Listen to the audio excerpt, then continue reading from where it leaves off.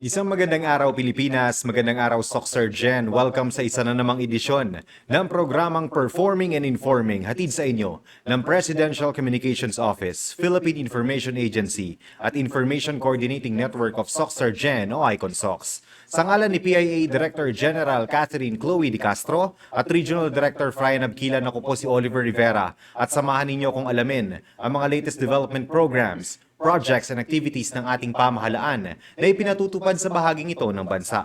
Tayo po ay mapapanood via Facebook, YouTube at Spotify at maging sa ating mga partner radio stations sa buong Rehiyon 12. And we have with us today ang ating kaibigan mula po sa Land Transportation Office, none other than LTO 12 Regional Director Melhari King Tumawis. RD, good morning ang inyong pagbati po sa ating mga manonood. Yes, good morning mga kababayan sa buong Region 12. Ako po ang inyong lingkod, muli, Regional Director King Tumawis ng Land Transportation Office Region 12. Magandang araw po. Sige po. RD, marami po tayong pag-uusapan nito sa ating episode. Ano po yung mga recent programs ni LTO na pinapatupad po natin? As we have observed, ang ating pong ahensya, LTO, sa pamumuno ng ating very active na Assistant Secretary Marcos Lacanilao, ay pinaigting pong lalo ang implementasyon ng RA 4136 at special laws po. It's very evident po, mga kababayan, na marami na pong aware sa mga batas na ito, lalo na po ang mga penalties sa mga violations nito, dahil aside po sa ating mga law enforcers na araw-araw binabantayan ang paglabag ng mga batas sa kalsada, ay mabusisi pa itong naipapatupad sa pamamagitan ng pag-i-issue ng show cause order sa lahat ng mga complaints at may pruwebang lumabag sa batas trapiko po. RD, since you have mentioned po yung strengthened implementation natin ng mga traffic laws, katatapos lang po ng ating Road Safety Month, may mga programa po kayong ipinatupad regarding this po. Yes naman. Tama po kayo. Ang buwan ng May, na itinakda pong Road Safety Month po, mapapansin po natin na binibigyan po natin lalo ng highlight ang mga programang makakapagpaigting sa road safety awareness ng ating mga kababayan. Sa ngayon,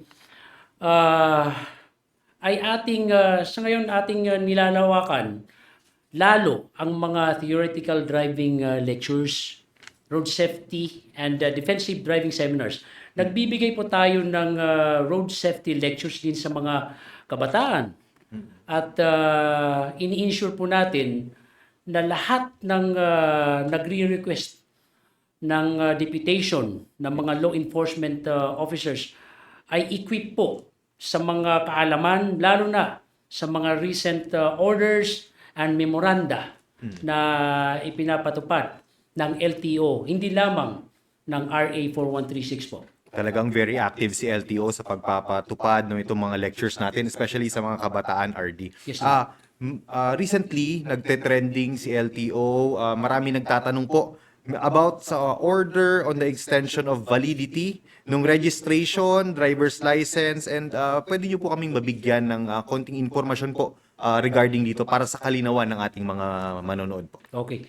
Para po sa mga nagtatanong, it is correct that the Land Transportation Office last April 15, 2026 released the Memorandum Circular number NVL 2026-5048 directing all LTO offices to grant extension of validity of motor vehicle registrations, conductor's licenses, student driver's permits, and driver's licenses sa mga mag-expire na mag-uumpisa sa buwan ng Abril, sa buwan ng April po. May extend po ang validity ng 3 months. Meaning, kung nag-expire na po ang registration ng sasakyan mo or license mo last April at di mo ito na-renew, huwag po kayong mag-alala sapagkat within 3 months, maaari po kayong mag-ipon ng pangrehistro po or pang-lisensya sapagkat valid pa po ito. Itong direktibang ito ay kasunod ng pagdeklara Okay. ng State of National Energy Emergency. So parang may reprieve yung ating mga motorista na meron silang 3 months to comply at Yes, hindi Kuya. sila agad Yes, Kuya. huhulihin. Yes, Okay, since marami pong programa pinapatupad si LTO, alam po natin maraming accomplishments din po ninyo. Ano pa po yung mga accomplishments na gusto po niyo yung i-share sa ating publiko po? Okay. We are very proud to announce some of our accomplishments here in LTO Region 12. We have issued TDC, the Theoretical Driving Driving course certificates to 11,214 beneficiaries to be exact all over the Region 12 sa taong 2025 hanggang sa kasalukuyan po. Okay. Sa ating MV registration naman, tayo ay nakapagtala na tayo ng 620,947 registered MVs. At sa license and permits naman po ay 257,036 sa nakaraang taon po. Also, if you can remember po, we have mentioned during our Kapihan program last year, Last Kuya, year. di ba? That we were working on opening more offices to bring our services closer to the Ito public. yung mga highlight na na-mention natin last year. Yes, Sige po, Kuya. ano nang update natin dito? Now, we are very much happy to announce that we have already opened the Malungon Extension Office, Okay. of course, with the strong partnership with the local government unit of Malungon. Then, sa ngayon, mga kababayan, ay kinalulugod po naming ipaalam sa inyo na malapit na din pong mabuksan ang ating LTO Kalamansig po. Okay. Yan po ay district office po. Sa pamamagitan ng pagpupursige ng ating sponsor na si Congressman Representative Belia Vanessa Swansing at ang Kalamansig Mayor na si Ronan Eugene C. Garcia. Okay. Okay. So from Sarangani, meron na tayo sa Malungon Extension Office, and then para naman sa coastal area ng Sultan Kudarat, LTO Kalamansig Yes. District Office. Ito Yes, yung yes. aabangan. Yes. And then napag-usapan po natin kanina, RD, na May is Road Safety Month. Bakit po mahalaga yung Road Safety Month? Good question. Mahalaga ang Road Safety Month dahil pinapalakas nito ang public awareness tungkol Yeah. sa responsible road use, traffic laws, at accident prevention. Isa rin itong pagkakataon para sa government agencies, stakeholders, at komunidad na magtulungan sa pagsusulong ng ating safer roads, disciplined driving, at shared responsibility ng drivers, motorists, pedestrians, at commuters. Opo. Talagang multi-sectoral dapat yung approach natin when it comes to road safety. Ano naman po yung mga activities na ginawa ni LTO or pinangunahan ni LTO nung Road Safety Month po nung buwan ng Mayo? Yes, meron tayo. As part of the celebration of Road Safety Month, marami po tayong nakahanay na mga activities na layuning palakasin ang public awareness tungkol sa road safety at responsible driving. Kabilang dito, ang pagsasagawa ng defensive driving seminars, traffic safety advocacy campaigns through our social media platforms, school-based road safety lectures, at pagpapaigting ng vehicle roadworthiness inspections. Magkakaroon din tayo ng mga outreach programs sa iba't ibang municipalities ng Region 12. Kabilang ang pagbibigay ng libreng theoretical driving courses, TDCs, sa mga kliyente. Distribution of informational materials, at pagsasagawa ng interagency coordination activities through DepDev upang mas ma-promote ang ating safe at responsible driving practices. Opo. Isa din po, mahalaga din yung papel ng ating mga driver education sa pagsulong po ng road safety. Oo naman. Mahalaga din yung driver's education. RD. Oo naman. Mahalaga talaga ang driver's education upang matiyak na naintindihan ng drivers, motorists, at kahit ang mga commuters pati na din ang mga Yes. mag-a-apply, yung mga mag-a-apply pa lang Ganun ng talaga. lisensya, ang mga traffic laws, defensive driving principles, Yeah. at responsible road behaviors. RD, paano po makakatulong yung publiko sa pagsulong ng road safety? Kasi alam naman natin na multi-sectoral na yung approach natin. Yes. Ngayon, ano naman po yung papel ng publiko or panawagan natin sa publiko when it comes to this? Okay, kami po sa LTO, naniniwala po kami na road safety is a shared responsibility. Yes. Pinagtitibay namin ang implementasyon ng mga batas trapiko upang ang sa gayon ay mapanatili or mapagtibay ang road safety dito po sa atin. Ngunit gaano man kaganda ang implementasyon natin kung ang publiko mismo ay hindi sumusunod sa mga batas trapiko, wala ding effect yan sa road safety. Makakatulong ang publiko sa road safety sa pamamagitan ng pagsunod sa traffic laws. Yes. Pag-practice ng defensive driving, pag-check ng roadworthy ng kanilang mga sasakyan, pag-iwas sa distracted at impaired driving at pakikilaho sa road safety advocacy programs.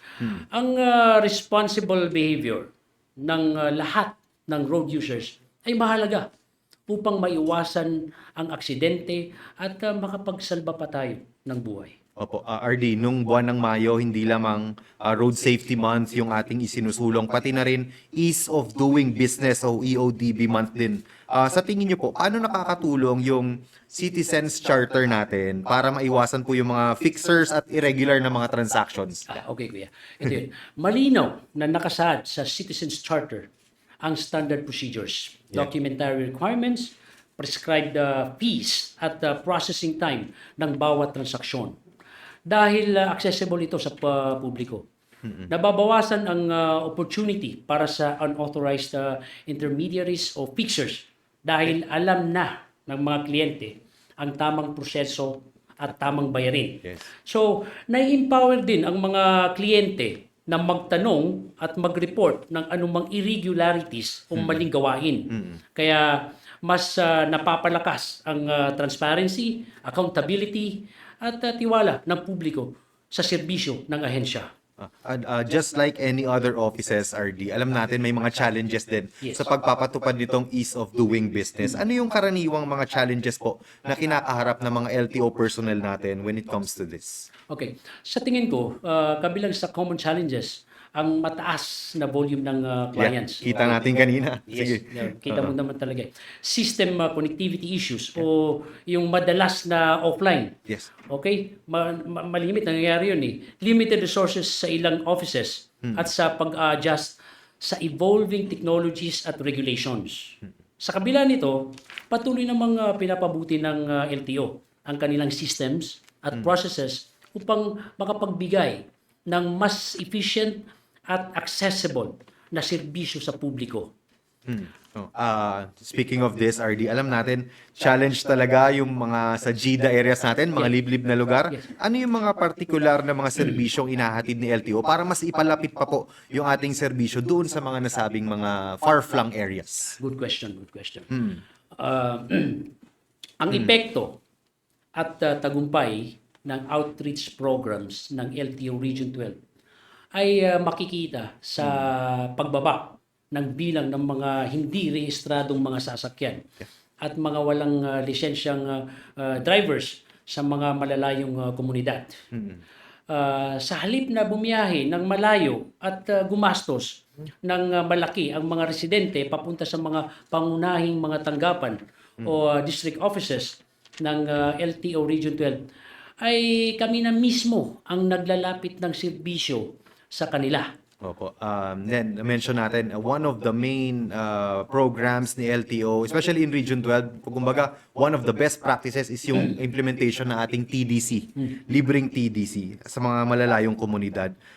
Ilan na po yung TDC beneficiaries natin 2025 and then first quarter natin ng 2026? Kita mo yun. Napakalaki ng kahalagaan ng libreng theoretical driving course o ang TDC dahil inaalis nito ang mabigat na pasanin lalo na sa mga sa pinansyal na aspeto ng mga indigent na pamilya o individual na nagnanais matuto ng mga batas trapiko at magmaneho ng legal dahil ang TDC ay isang mandatoriong requirement para makakuha ng student permit. Yeah. Sa pamamagitan nito, natuturuan ang mga drivers sa mga liblib na mga lugar ng tamang batas trapiko, depensibong pagmamaneho, defensive driving, at disiplina sa kalsada upang maiwasan ang mga aksidente. Sige po. Ang mga kababayan, ang kabuuang bilang ng mga benepisyaryo na nakatanggap ng libreng TDC sa Region 12 ay ito po. Sa taong 2025, kabuuan may kabuuang 8,322 na mga individual ang nabigyan na natin ng libreng TDC. Ngayon, sa pagpasok ng taon 2026, unang quarter pa lang, mga kababayan, sa loob ng 3 buwan ng 2026 pa lamang ng kasalukuyang taon, nakapagbigay na ang LTO Region 12 ng 2,892 na mga bagong benepisyaryo sa mobile TDC outreach programs. Sige. Medyo marami na tayo na pag-usapan, RD. Naubusan na po tayo ng oras. But before we end, baka meron pa po kayong mensahe sa ating publiko? Okay. Mga kababayan, lagi po natin tatandaan na napakahalaga ang road safety. Bawat buhay ay mahalaga. Bawat driver ay may mga mahal sa buhay na naghihintay sa kanya-kanyang mga tahanan. Ang gobyerno po ay gumawa ng opisinang LTO, Land Transportation Office, para po pangalagaan ang inyong safety. Pero hindi mo natin yan makakamit kung hindi po tayo susunod sa mga batas na itinalaga talaga, ginawa, para tayo ay humantong sa road safety talaga. So ngayon, nandito rin ang LTO sa mga liblib na lugar, pumupunta kami dyan. Para wala na po kayong rason kung hindi kayo magparehistro ng sasakyan o hindi kayo magpalisensya ng driver's license. Marami pong mga susunod na mga outreach program para lumapit sa inyo. May mga binuksan tayo ng mga opisina ng LTO Region 12 at may mga bubuksan pa. Sana po tumalima po tayo sa batas trapiko dahil para po sa inyo yan. At yan po ay walang exemption yan. Pag tayo po ay mali, batas na po yan. Tayo po ay nagpapatupad ng batas, sana po lahat tayo ay sumunod sa batas. Kami dito po sa buong opisina ng LTO Region 12, patuloy kami magsiservisyo sa inyo. Kayo po ang boss namin at bago ko makalimutan, wag na po tayo tumangkilik ng mga fixers. Yeah. Dahil ang mga fixers, tayo po ang pinagmamasdan nila. Ngayon, pumunta po tayo sa mga lihitimong bintana ng LTO at mga lihitimong empleyado ng LTO para po wala na pong issue sa fixers. Muli po, hindi kami mapapagod sa pagbibigay ng serbisyo sa inyo mga kababayan. Ang buong LTO Region 12 ay patuloy pa rin magmamahal sa inyo. Magandang hapon po sa inyo lahat. RD, additional lang po. Kung may mga reklamo, idaan natin sa proper channels. Yes, exactly. Tapos tama 'yun si Kuya. Idadaan natin sa proper channels, okay? Para ma-action na natin. Yes. Kung may mga reklamo kayo, nandiyan po yung Facebook page natin. May mga nakatalaga pong mga empleyado ng LTO Region 12 para i-entertain ang inyong mga reklamo. Wala na pong mga anonymous, mas maganda po huwag kayong matakot. We will protect you para po mag-prosper ang complaint. Kailangan may reklamo, Sige po. Thank you very much sa ating guest, LTO Region 12 Regional Director King Tumawis. Sa ngalan ni PIA Director General Catherine Chloe Di Castro at Regional Director Frian Abquilan, ako po si Oliver Rivera. Maraming salamat at isang magandang araw, Soc Sergeant.